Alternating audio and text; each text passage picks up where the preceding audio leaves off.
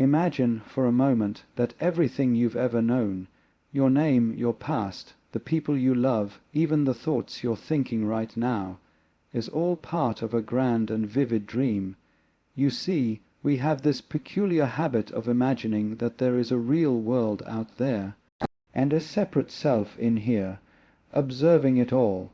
But what if that separation is the greatest trick of the dream?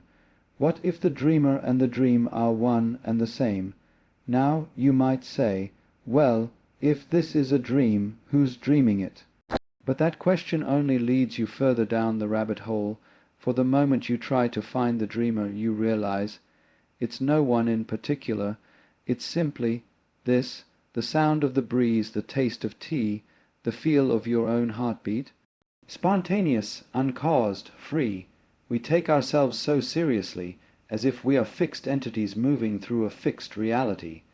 But in truth you are as fluid as the river, as fleeting as a flame. The you of a moment ago is already gone, and the you of the next has not yet arrived. In between there is only this dance of the present moment, endlessly unfolding. Time, too, may just be part of the illusion, for in dreams time bends and twists, and 1,000 years may pass in the blink of an eye. So perhaps this life, this world, is simply a magnificent performance, with beginnings and endings only because we like stories with structure. But oh, what a dream it is, full of laughter, tears, confusion, clarity. And the moment you begin to realize you are dreaming, well, then the whole thing becomes delicious. You are no longer lost in it. You are playing in it. And so, whether this is dream or waking, real or imagined, know this, it is beautiful. And you, dear listener, are the beauty becoming aware of itself. There is a strange and subtle trick that the mind plays on us. It convinces us that there is a sharp and unwavering boundary between what is real and what is imagined. The separation between the two seems so clear, so unquestionable, that we rarely stop to consider the possibility that both might be part of the same whole. We live as if there is a solid line between the waking world and the dream world, between what is real and what is not. But what if that line is an illusion? What if the boundary we so firmly believe exists is a mirage, a trick of the mind? What if, in reality, there is no separation between the dream and the waking state? You see, the idea that there is a distinct difference between what is real and what is not is based on the assumption that there is an objective reality out there that exists independently of our perception. We think of the waking world as the real world, and the dream world as something that exists only when we sleep, something that fades away when we open our eyes. But if we look closely, we realize that even in the waking world, reality is experienced subjectively. What we call reality is not some solid, unchanging thing. It is a perception, a construction of the mind, woven together from countless bits of sensory data that the mind organizes and interprets. Take a moment to think about the world around you. What you see, hear, and touch, how much of it is truly objective? The colors you see, the sounds you hear, even the sensations in your body. How do you know they are the same as what anyone else perceives? Are the reds I see the same as the reds you see? Is the sound of the wind that I hear the same as the sound you hear? The truth is, we can never know for certain. We are all locked in our own unique perception of the world, each of us experiencing it in our own way. In a very real sense, our experience of reality is subjective, a dream that is uniquely ours. Now consider the nature of a dream. When you are in a dream, everything seems real. The people you meet, the places you visit, the emotions you feel, everything feels as vivid and immediate as anything you experience in waking life. And yet, when you wake up, you realize that it was all just an illusion. The people weren't real, the places didn't exist, and the events never happened. But while you were dreaming, It all felt as real as anything in the waking world. In that moment, there was no separation between dream and reality. The dream asterisk was asterisk your reality. This raises an intriguing question. If we can experience something as real while we are dreaming, why can't we accept that our waking life is also, in some way, a kind of dream? What if this whole world, with its apparent solidity and separation, is no more real than the dream world we visit each night? What if the only difference is that we have simply become accustomed to the waking world, and have forgotten that it, too, is a creation of the mind? The illusion of separation between dream and reality is not just a philosophical notion. It is something we experience on a day-to-day basis. Our entire sense of self, our identity, is based on the belief that there is a me, that exists separately from the world around it. We believe that we are distinct from everything else, that there is a boundary between the inner world of our thoughts and feelings and the outer world of objects and events. But what if that boundary is not as solid as we think? What if it too is an illusion?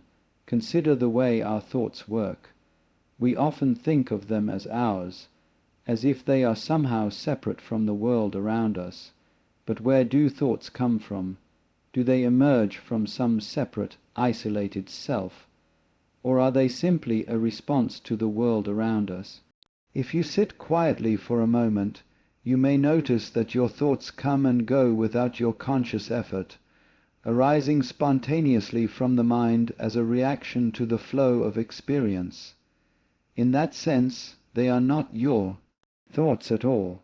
They are part of the same flow of life that includes everything around you. The very distinction between you and the world begins to break down when you realize that your thoughts are not separate from the world. They are a part of it. The illusion of separation between dream and reality is tied to our deeper sense of separation, the sense that we are isolated individuals, separate from the rest of the universe. But if we let go of that idea, if we begin to see that our perception of the world is not separate from the world itself, we begin to recognize something profound. We are not separate from the dream. We are the dream, and the dream is us. The waking world, with all its apparent solidity, is as much a part of the dream as the images we see in our sleep. In this light, the question of whether we are dreaming or awake becomes less important. It doesn't matter whether this is a dream or reality, for in both cases we are part of the same unfolding process, the same infinite play of consciousness. The distinction between the dream and the waking world fades away, and we begin to see that they are both simply manifestations of the same underlying reality.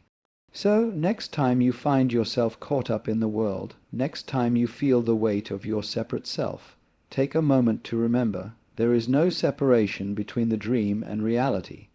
There is only the dance of consciousness, unfolding in an endless spiral with no beginning and no end. And in that dance, we are both the dreamer and the dreamed. Consciousness is a curious thing. It is the thread that ties together the fabric of existence, the essence through which everything is perceived. We like to think of ourselves as the conscious observers, the ones who are awake, looking out at the world, interpreting what we see, feel, and experience. But what if, in truth, we are not just observers? What if we are, in fact, both the dreamer and the dreamed? In the conventional view, we tend to think of consciousness as something that belongs to us, as though it is a personal possession, a quality that resides within each of us. We say, "I am conscious," and by this we mean that there is a me who is aware of things, a separate entity that experiences the world. This sense of separateness leads us to believe that the world we see is outside of us, that we are mere passengers observing a reality that unfolds before us. But this is where the illusion begins. The very idea of separateness is the trick of the mind. What if consciousness is not confined to the individual me, but is something more expansive, something that is woven through all things.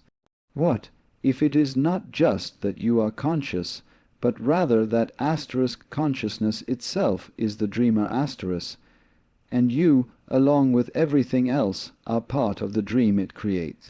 The world around you, the people you encounter, the experiences you have, they are all projections of this vast, boundless consciousness.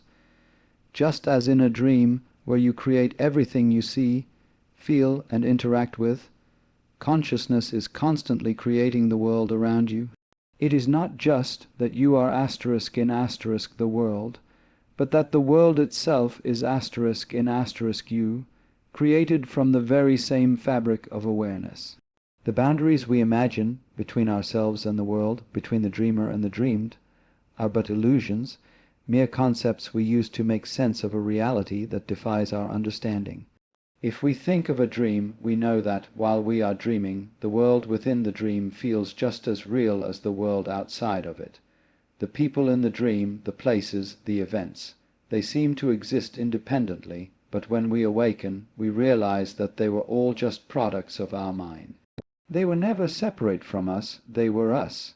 In the same way, the world we perceive around us, this waking world, may be no different. Consciousness is both the observer and the observed, the dreamer and the dreamed.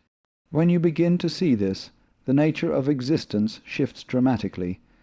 It's not that you are a separate being looking at the world from the outside, but that you and the world are both creations of the same consciousness, inseparable from one another. The illusion of separation fades, and what remains is a seamless flow of awareness, a boundless field in which everything arises and falls away. The ancient wisdom traditions have spoken of this for thousands of years. They've told us that the world is but a projection of the mind, a dream created by the divine. But rather than seeing this as some abstract, distant truth, it is something we can come to experience directly. When we begin to realize that consciousness is both the dreamer and the dreamed, we start to understand that there is no outside. There is no objective world beyond our awareness. The world is a play of consciousness, constantly shifting and transforming, and you are both the actor and the stage. What does this mean for you, the individual, in your day-to-day life? It means that the sense of separation, the feeling that you are a separate self, disconnected from the world, is an illusion. There is no you apart from the world. You are the dream, and the dream is you. The boundaries between the self and the other, between subject and object, between inside and outside, are not real. They are constructs of the mind, built to give the illusion of separateness. And if you can see this, truly see it, you begin to understand that you are not a passive observer in the world. You are an active participant in the creation of the world. You are both the dreamer and the dreamed. The moment you recognize this, the game changes. There is no longer a need to struggle against the world or try to change it, because you begin to see that the world and your experience of it are one and the same. The realization that consciousness is both the dreamer and the dreamed also brings with it a sense of freedom. If you are the dreamer, then you are free to create the dream. You are not bound by the rules of the world, rather you are its creator. The limitations that you once believed existed in the world are revealed to be nothing more than self-imposed boundaries within the dream. And when you awaken to this, you realize that the dream is always changing, always flowing, and that you are free to shape it as you will. But of course, this is not something to be grasped by the intellect alone. It is something to be felt, to be experienced. When you sit in stillness, when you quiet the mind, you begin to experience this truth directly. You begin to sense that the world around you, with all its beauty and complexity, is not separate from you, but is a reflection of your own consciousness. And in that moment, the separation between dreamer and dreamed vanishes, and you are left with the profound realization that there is only one consciousness, experiencing itself in endless forms. So, what if consciousness is both the dreamer and the dreamed? What if the world around you is nothing but a dream of awareness constantly unfolding? The answer is, it is, and in that realization you are free. You are not bound by the world, you are the creator of it. You are both the dreamer and the dreamed, and in that you find liberation. Existence in its purest form is spontaneous. It is a continuous unfolding, an endless dance of energy and awareness that is not planned or predetermined, but arises in the moment, in the here and now. We, as humans, have a tendency to seek control, to impose order on the chaos of life. But when we stop and truly observe, we realize that everything is constantly moving, shifting, and changing on its own accord. Life does not ask for permission to be, it simply is. The very nature of existence is spontaneous, unpredictable, and alive with possibility. We are conditioned to believe that everything must follow a plan, that there is a right way and a wrong way to do things. From a young age, we are taught to follow rules, to plan for the future, to make decisions based on logic and reason. But in doing so, we miss the beauty of the spontaneous nature of life. We cling to structure and control, forgetting that life itself is not bound by any of these things. It is free, it is wild, it is a force that moves through us, around us, and within us, effortlessly and without question. Think of a flower blooming. It doesn't labor over the decision to open its petals. It doesn't worry about whether or not it's the right time to bloom. It simply does so in the perfect moment without hesitation. The same can be said for the tides of the ocean, the movement of the stars, the growth of a tree. There is no external force dictating their movements. They simply arise out of the inherent nature of the universe. They are spontaneous expressions of existence itself. And yet, as humans, we often overlook this spontaneity. We are so caught up in our thoughts and plans that we forget to let life unfold naturally. We live as if we are separate from the flow of existence, as if we must control it in order to survive. But what if we could release this need for control? What if we could surrender to the spontaneity of life, trusting that everything will unfold exactly as it is meant to? When we allow ourselves to drop our rigid expectations and open up to the moment, we begin to see life in a new light. We start to notice the synchronicities, the unexpected moments of grace, the way everything seems to fall into place without any effort on our part. We realize that life is not something to be controlled, but something to be embraced, to be experienced fully and without resistance. This is the true freedom, to live in harmony with the spontaneous flow of existence. It is not about forcing things to happen or trying to control the outcome. It is about allowing things to unfold naturally, trusting that life knows what it is doing. When we stop trying to make life into something it is not, when we stop imposing our will on the world, we begin to experience a profound sense of peace. We realize that, like the flower blooming or the tides rolling in, we too are part of the spontaneous dance of existence, and that we do not need to do anything other than be. Now, this is not to say that we should abandon all responsibility or effort. Life in its spontaneity is not random or chaotic in the way we often imagine it to be. There is an underlying order to it, a rhythm that we can attune ourselves to if we are willing to listen. The spontaneity of existence is not about mindlessly drifting through life. It is about being fully present in the moment, responding to what arises with clarity and grace. It is about moving with the flow of life rather than against it. When we look closely, we see that everything in the universe is connected in this spontaneous dance. The stars, the trees, the animals, and the humans, all of us are expressions of the same creative force, the same spontaneous energy that flows through all of existence. And yet each of us is unique, a distinct expression of that energy. Just as no two snowflakes are alike, no two experiences of life are the same. Each moment is new, and each moment is a gift. In the spontaneity of existence there is a deep wisdom. The universe does not need to plan, and neither do we. It does not require that we control every aspect of our lives, and neither should we. When we trust in the spontaneity of life, we begin to see that everything unfolds exactly as it should, even when it seems chaotic or uncertain. Life is not a puzzle to be solved, it is a mystery to be experienced.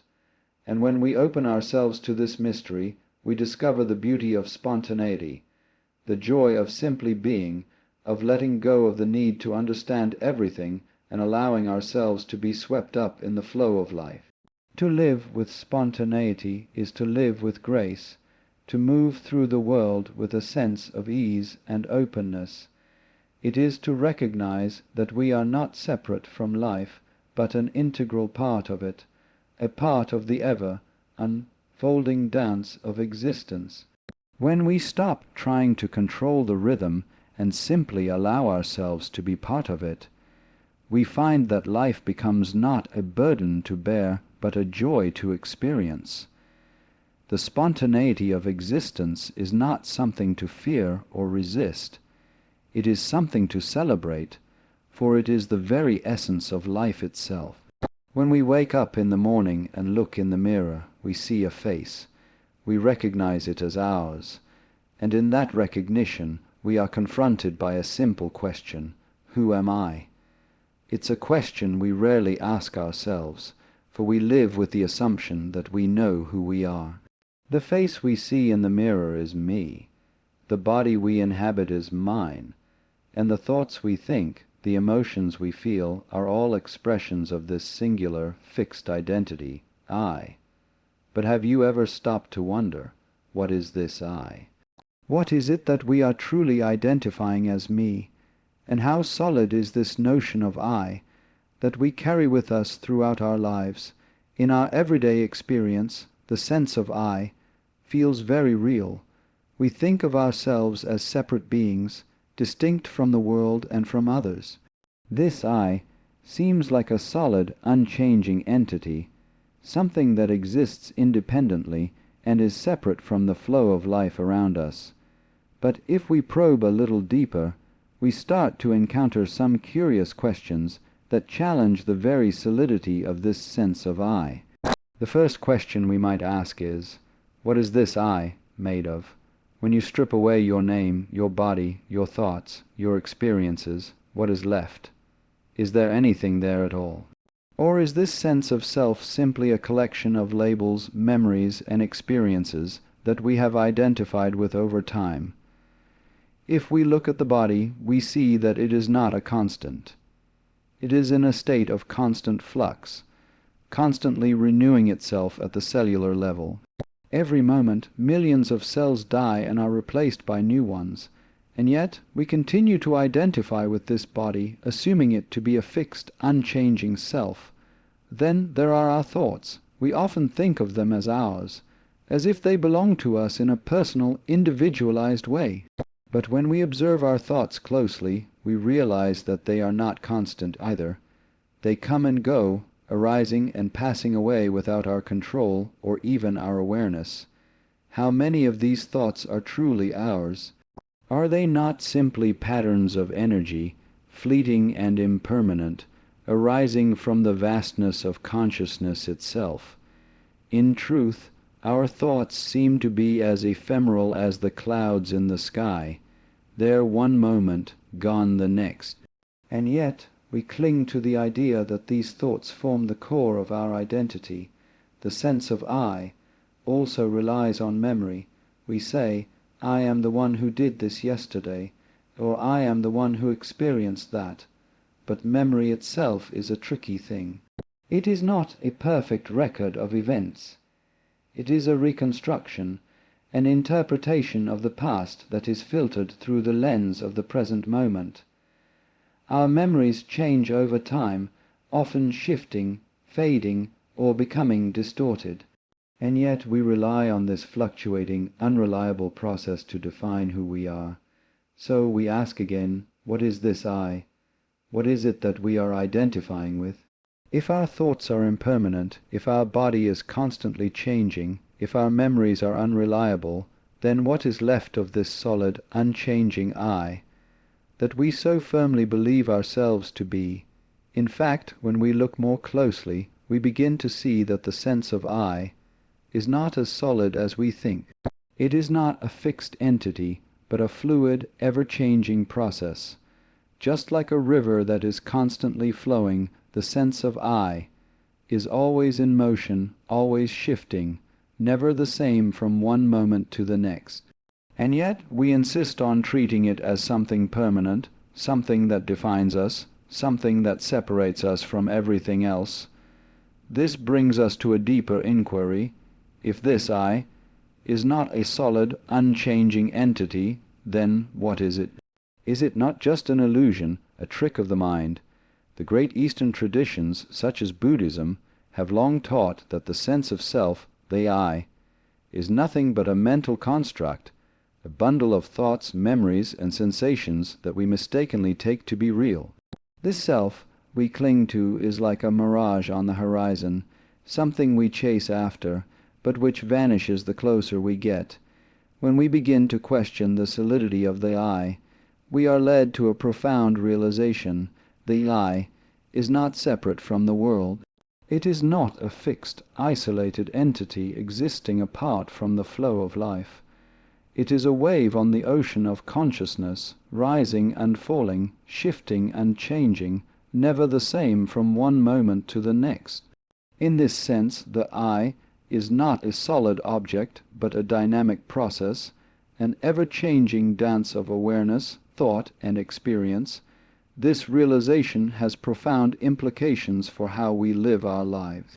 If the I is not solid, then the separation we feel from the world around us is also an illusion. The boundaries between self and other, between me and you, between inside and outside, are not as real as we think. They are concepts, mental constructs that we have created to make sense of a world that is inherently interconnected, fluid, and dynamic. When we begin to let go of the solid sense of I, we open ourselves to a deeper experience of life. We start to see that we are not separate from the world, but intimately connected to it. We are not isolated islands, but part of the vast, interconnected web of existence.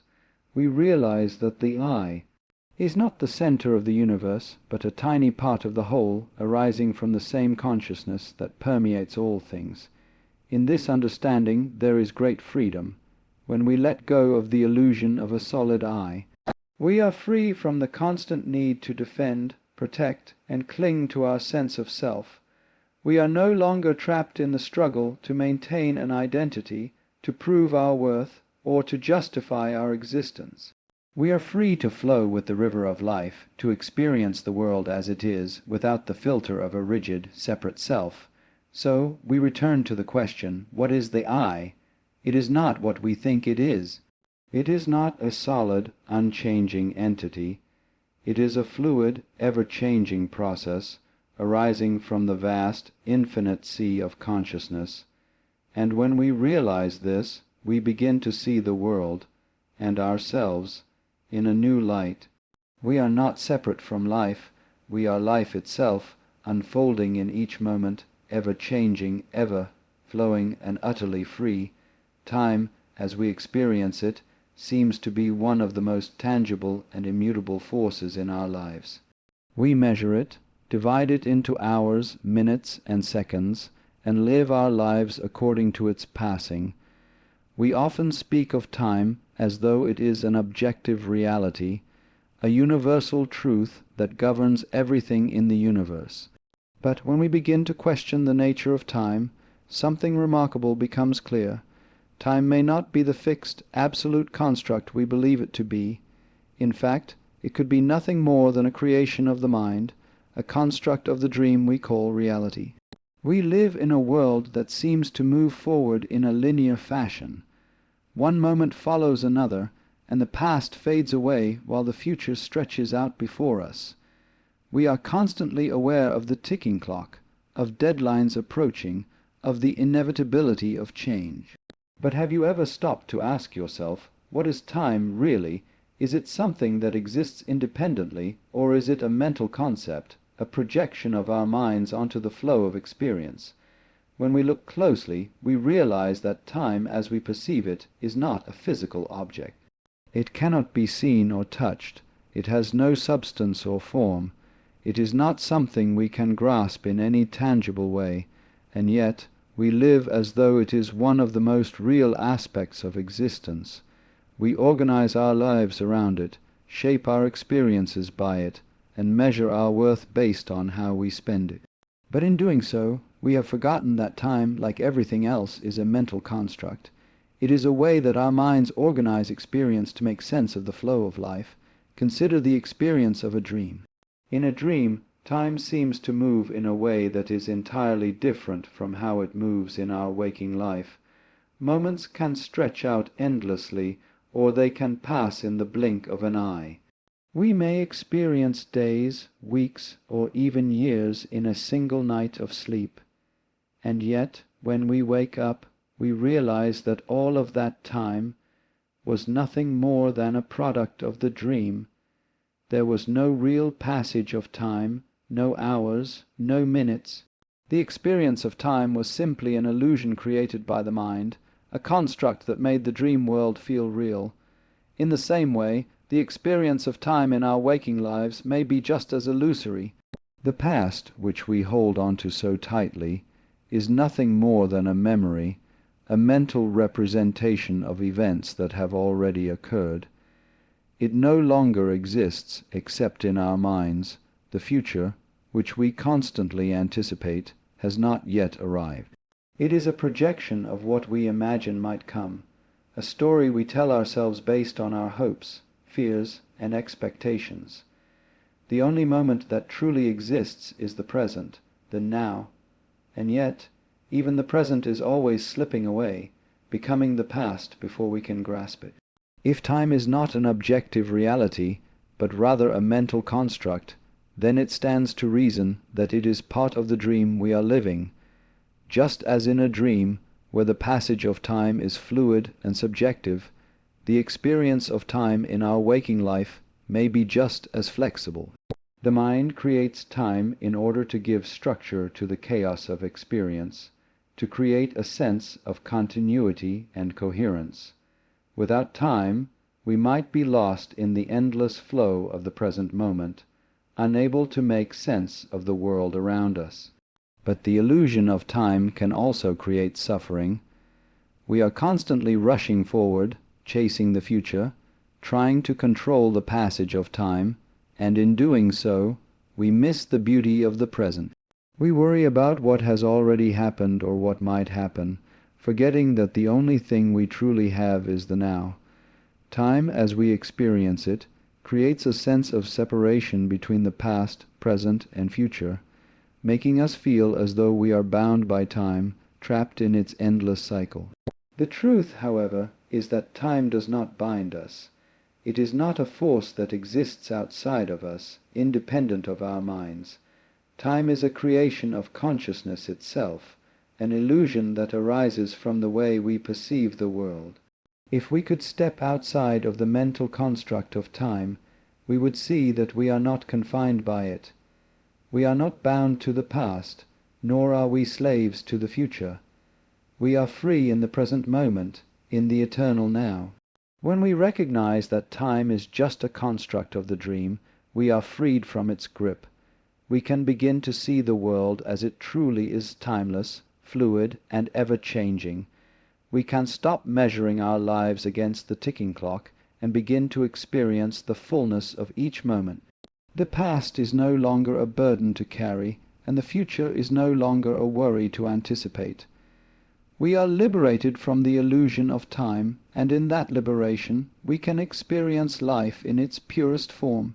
In the grand scheme of existence, time may not exist at all. It is a human invention, a tool we use to organize our experience, but it is not the ultimate reality. When we awaken to the truth that time is but a dream, we can let go of our attachment to it. We can stop living in the past or the future and begin to live fully in the present. The dream of time fades, and we realize that we are not bound by it. We are the dreamers, and in the dream, time is simply a creation of our consciousness, a way to give shape to the infinite, eternal flow of life. To awaken within the dream itself is one of the most profound realizations one can have. It is the moment when you become aware that the world you perceive, the life you live, the very experience you are having, is nothing more than a dream. But this awareness is not about escaping the dream. It is not about trying to wake up from it or transcend it. It is about realizing that the dream is not separate from the dreamer, and that the act of awakening is not an escape, but a deepening of the experience itself. Imagine for a moment that you are dreaming. In the dream, everything seems real, the places, the people, the events unfolding around you. You move through the dream, acting as though it is all genuine, all true. But then something shifts. Perhaps it is a fleeting moment of clarity, or a sudden realization that something feels off, something doesn't quite make sense, and in that moment you wake up within the dream. You realize this is a dream, but you don't wake up to a new, more solid reality. You wake up to the recognition that the dream itself is real, that it is not separate from you, and that it is not something to be transcended. Now, take this understanding and apply it to your waking life. Our lives, the world around us, the experiences we have. What if all of this is just a dream as well? What if the reality we experience is not the ultimate truth, but a dream of consciousness, a manifestation of awareness itself? And what if, instead of seeking to escape from this dream, the path to awakening is not in leaving it behind, but in becoming fully aware of it while we are in it? This is not a call to disregard the world, to abandon our responsibilities or our relationships. It is not a suggestion that life is meaningless or insignificant. Quite the opposite. To awaken within the dream is to see the world with new eyes. It is to experience life with a profound sense of presence and clarity, knowing that everything you encounter is part of the same dream, and yet it is all an expression of the same consciousness that is aware of itself. The nature of dreams is that they unfold spontaneously, without effort or control. In the same way, when we awaken within the dream, we begin to see that life is not something we need to force or control. We begin to let go of the struggle to make things happen, to try to manipulate our experiences or our circumstances.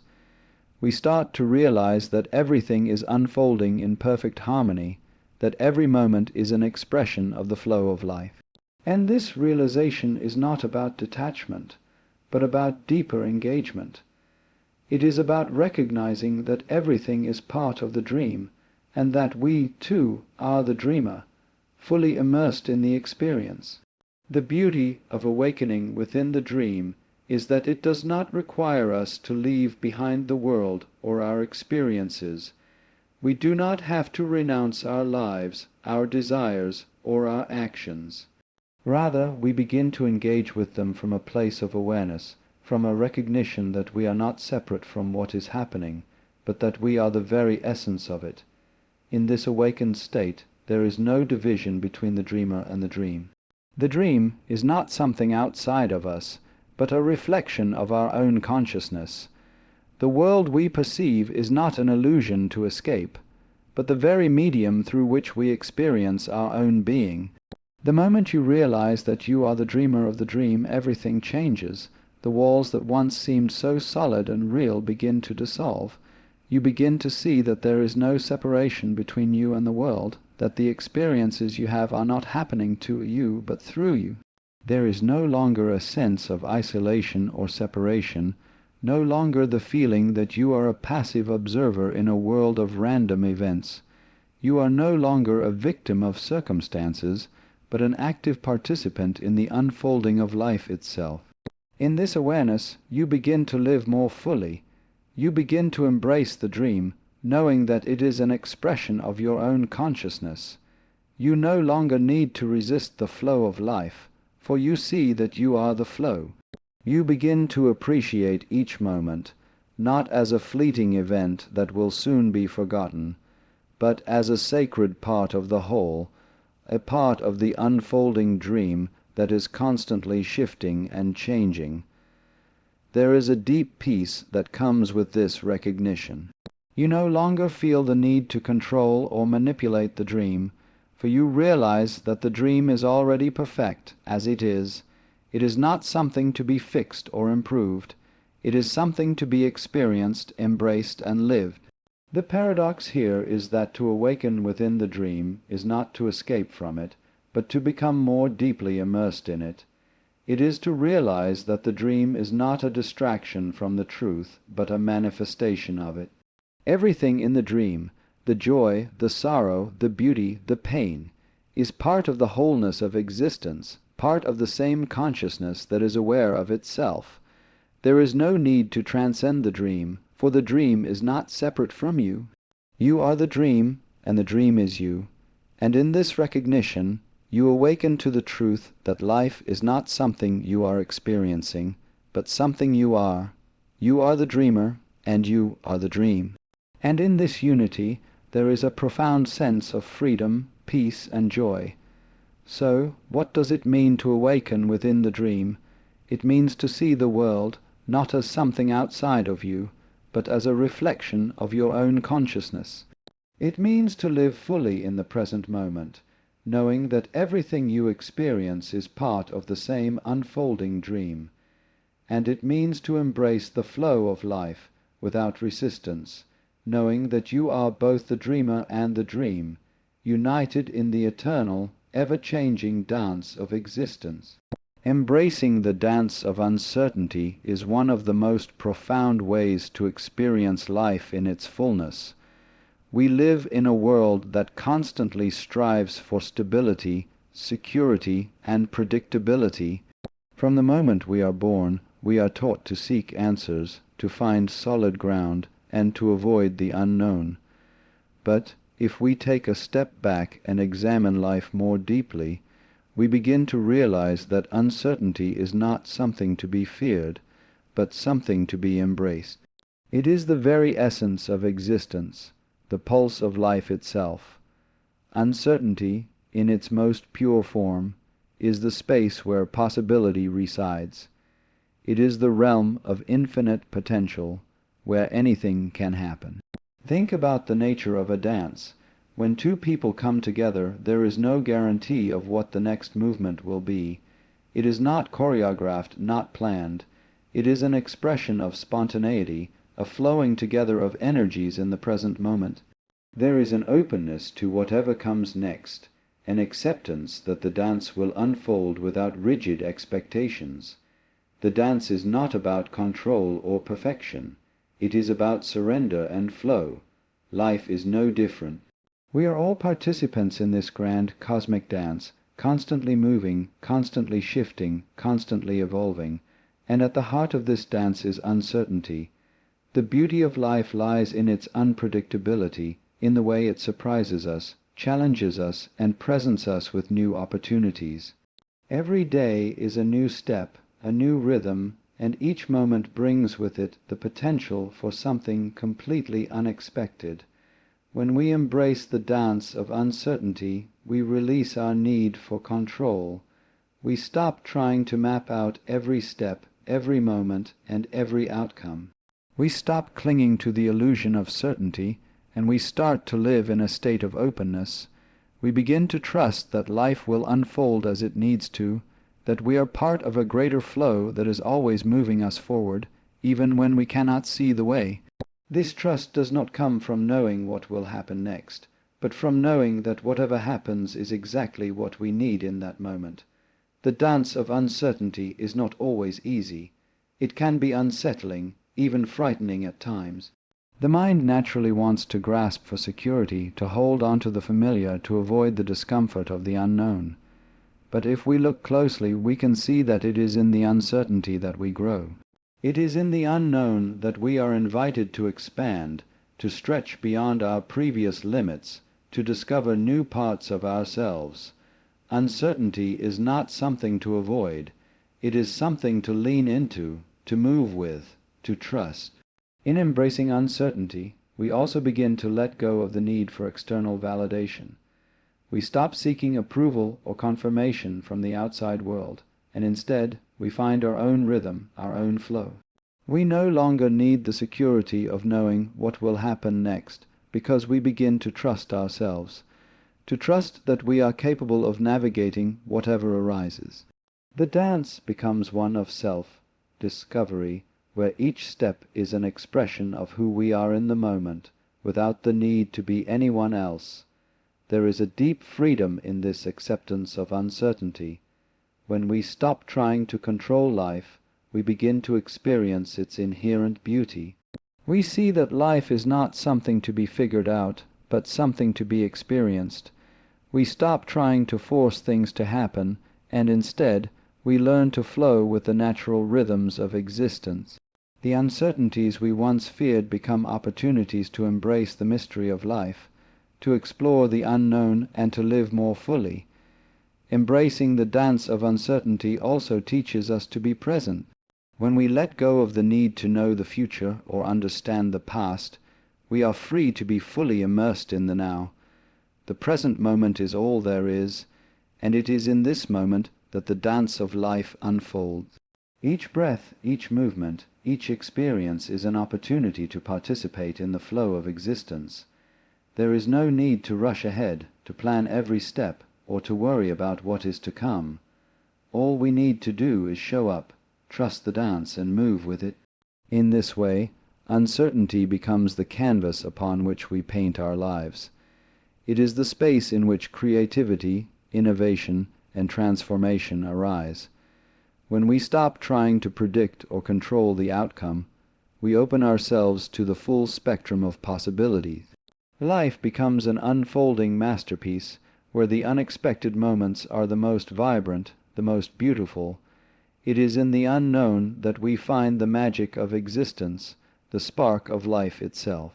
So, the next time you encounter uncertainty in your life, remember that it is not something to resist or fear. It is the invitation to dance, to trust, to be present. Life does not require certainty.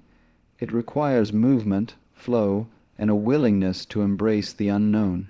In this dance of uncertainty we find not only the rhythm of life, but the deepest expression of who we truly are. We are not the ones who control the dance. We are the dance, unfolding in perfect harmony with the universe. To realize the beauty of the play is to understand that life itself is a grand performance, an intricate dance of form, energy, and awareness. We live in a world where we often find ourselves caught up in the hustle of achieving, striving, and securing a sense of stability. We forget, at times, that the essence of life is not in the accumulation of things or the reaching of goals, but in the simple act of living, in the sheer experience of the play unfolding before us. This play is not something to be endured. It is something to be savored, appreciated, and danced with. You see, life is not a fixed narrative. It is a living, breathing, ever-changing expression. And we, each of us, are participants in this play, not mere spectators, but actors and creators within it. The moments that pass, the people we meet, the experiences we encounter, these are all part of the ongoing performance, unfolding in ways that we cannot predict. And therein lies the beauty. The play is alive with possibility, and it is in the unpredictable, ever-shifting nature of this play that we find its true richness. The beauty of the play lies in its impermanence. It is not a fixed script that we follow, but an improvisation where each moment emerges spontaneously and without expectation. It is like a work of art being painted in real time, brushstroke by brushstroke. We cannot see the finished picture until the final stroke is made, and in this way life is both a mystery and a revelation. When we learn to embrace this, we stop searching for certainty. We stop trying to hold on to things, and we begin to flow with the rhythm of the play itself. We let go of the need to control the outcome, and instead we become part of the creation. Every aspect of life, the joy, the sorrow, the laughter, the pain, is part of the beauty of the play. The dualities of existence, the light and the dark, the high and the low, are all essential elements of the performance. The play would not be the same without them. We often think of beauty as something soft, something smooth and without conflict. But the deepest beauty is found in the tension, in the contrast, in the interplay between opposing forces. Life is not about eliminating hardship or struggle, it is about seeing the richness that arises from it. The challenge is not in avoiding discomfort, but in accepting it as part of the whole picture, part of the unfolding drama. In this realization, we begin to appreciate life for what it is, a beautiful, unpredictable, ever-changing performance. We see that we are not separate from the play, but intimately connected with it. We are both the audience and the actor, both the observer and the participant. In every moment we are creating and experiencing the play. When we step into this awareness, we begin to see that there is nothing outside of the play. It is all one seamless expression of life, and we are its heartbeat. When we realize the beauty of the play, we stop waiting for something to happen. We stop looking for fulfillment outside of ourselves, thinking that happiness lies in a future event or a distant goal. Instead, we begin to see that every moment, every interaction, and every experience is an opportunity to participate in the play. Life becomes a series of unfolding gestures, and we can either resist the flow, or we can surrender to it, allowing ourselves to be moved by the current of existence. This acceptance of the beauty of the play also brings us a sense of freedom. We are no longer bound by the need to control the outcome, to shape every moment according to our desires.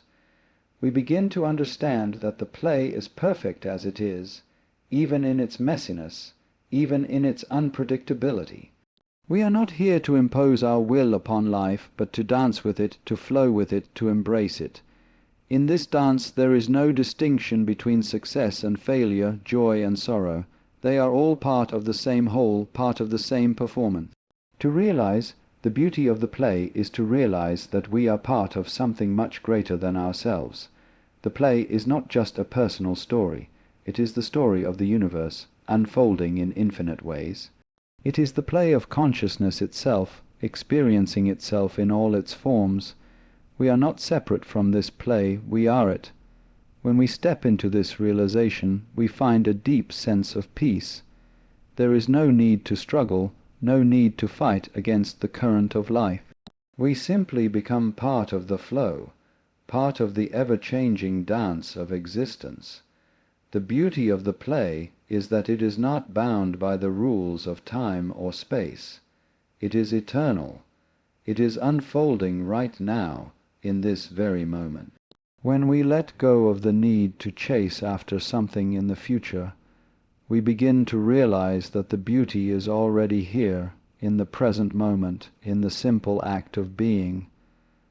The play is not something that is coming or something that has passed. It is happening now, and we are part of it. In realizing the beauty of the play, we begin to live more fully. We stop waiting for the perfect moment, the perfect conditions, the perfect circumstances. We realize that there is no perfect moment, because all moments are perfect as they are. Life is already the masterpiece we seek, and it is unfolding right before our eyes. We simply need to show up, be present, and allow ourselves to participate in the play. And in this participation, we discover the profound beauty that has always been there, waiting to be noticed, waiting to be embraced. So, let us embrace the play of life. Let us stop waiting for things to be different, for things to be easier, for things to be more predictable. Let us see that in the unpredictability, in the spontaneity, in the twists and turns, there is an inherent beauty, a beauty that cannot be found in the past or the future, but only in the present moment. Let us live the play not as passive observers, but as active participants, fully immersed in the unfolding of life. For in doing so we realize that we are not merely watching the play, we are the play itself.